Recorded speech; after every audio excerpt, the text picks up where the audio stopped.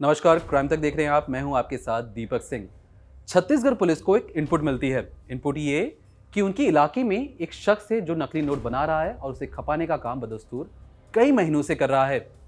Police उस शख्स पर कई दिनों से नजर भी रखी हुई थी और एक रोज अब शक होने के आधार पर उसे थाने बुलाया जाता है और पुलिस उससे पूछती है कि आज हम तुम्हारे घर पर रेड करेंगे और छानबीन करेंगे कि तुम नकली नोट बनाने में किस तरह का सामान इस्तेमाल कर रहे हो।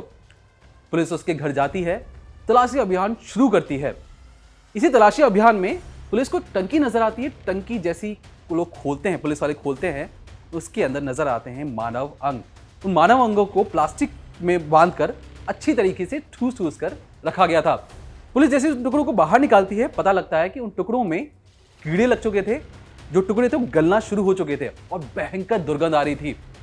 तो कौन थी वो शख्स और ये शख्स कौन है जिसे पुलिस ने पहले थाने में बुलाया और बकायदा इस शख्स पर पुलिस कई दिनों से नजर रखी हुई थी, तब भी पुलिस को पता नहीं चल पाया कि उसने एक हत्या कर दी है। हत्या नहीं की, उसकी हत्या के बाद शव के कई टुकड़े भी किए। तो दरअसल छत्तीसगढ़ के बिलासपुर में शख्स का नाम है पवन सिंह ठाकुर। पवन सिंह ठाकुर पर आरोप था कि वो इलाके में नकली नोट बनाने का काम करता है और इलाके में ही वो नकली नोट खपाता भी है। उसके गिरोह में सबसे अहम मेंबर है। पुलिस ने उस पर कई दिनों से नजर बनाई हुई थी। इसी सिलसिले में उसकी गतिविधियों को संदिग्ध मानते हुए पुलिस ने एक रोज उसे थाने में बुलाया। पूछताछ हुई कि तुम बताओ कि नकली नोट बनाने के लिए तुम किस तरीके का काम करते हो और बनाने के बाद किस तरीके मार्केट में इसे खपाते हो। अब पवन सिंह ठाकुर बचने के लिए कई बार बहाने मारता रहा, लेकिन पुलिस का शक और ज्यादा गहराता चला गया। पुलिस ने कहा कि अब तुम थाने बैठो, हम तुम्हारे घर जाकर तुम्हारे घर की तलाशी लेंगे। अब पुलिस अपनी अभियान के तहत उसके घर पर जाती है, पवन सिंह ठाकुर के घर पर जाती है, तलाशी अभियान शुरू करती है। इसी सिलसिले में पुलिस को कंप्यूटर मिलता है जिसमें नकली नोट बनाने का काम चल रहा था। एक प्रिंटिंग मशीन भी मिलती है जिसमें नकली नोट प्रिंट किए जाते थे। अब ये बहुत बड़ा सबूत था कि पवन सिंह ठाकुर नकली नोट बनाने के गिरोह में जिस तरीके का वो अहम मेंबर है, ये उसके खिलाफ बहुत अच्छा सबूत माना जा रहा था। लेकिन इसी सिलसिले में इसी वक्त जब ये तलाशी अभियान चल रही थी तो उस वक्त एक पुलिस वाले की नज़र पानी की बहुत बड़ी टंकी पर पड़ी। पुलिस वाले को लगा कि ये पानी की टंकी यहाँ पे क्यों है और उस पानी की टंकी के आसपास एक भयंकर बदबू आ रही थी। अब पानी की टंकी को छुपाने के लिए पवन सिंह ठाकुर ने आसपास गत्ते रख दिए थे, प्लास्टिक की कई सारी बोरे बनाकर उसने उसके ऊपर रख दिया था। ये दिखाने की कोशिश थी कि ये एक स्टोर रूम है या यहाँ पे उसने कोई पुराना सामान रखा हुआ है। लेकिन जिस तरीके की दुर्गंध आ रही थी, पुलिस को शक और ज़्यादा होता गया। पुलिस को लगा कि इस टंकी के अंदर नकली नोट की बड़ी खेप छुपाई हुई हो सकती है। पुलिस वाले उस टंकी के पास जाते हैं और धीरे धीरे सारा सामान हटाते हैं और जैसे ही ढक्कन खोलते हैं, पुलिस वाले अबाक रह जाते हैं कि उन्होंने ये क्या देख लिया। मानव अंग के कई सारे टुकड़े उसमें दबा के रखे गए थे, प्लास्टिक के बांध कर। एक एक टुकड़े को जब बाहर निकाला गया तो पहली बार इनको ये समझ में आया कि हो सकता है ये किसी महिला के शव हो। वो जो शव की जो हालत थी, आप समझिए कि उसमें कीड़े लग चुके थे, शव गलना शुरू हो चुका था। अब फौरन ही वो पुलिस जो नकली नोट की तलाश में आई थी, उन्हें एक मानव अंग मिलता है, वो भी कटी हुई हालत में। पवन सिंह ठाकुर को थाने से फौरन ही मौका वारदात पर घर पर बुलाया जाता है। पूछा जाता है, बताइए कि ये जो टुकड़े हैं ये किसके हैं। अब पवन सिंह ठाकुर को लगा कि नकली नोट तक तो बात ठीक थी, अब ये जो चीज़ मिली है ये इसमें लंबा फंस सकता है। पहले उसने बहुत आनाकानी की, लेकिन पुलिसिया पूछता या पुलिसिया डंडे की बदौलत उसने अपना मुंह खोला और कहा कि ये मेरी धर्मपत्नी है जिससे मैंने 10 साल पहले शादी की थी। 10 साल पहले लव मैरिज किया था। परिवार वाले खिलाफ थे दोनों की, पवन सिंह ठाकुर और बीवी की भी। बीवी का नाम सती साहू है।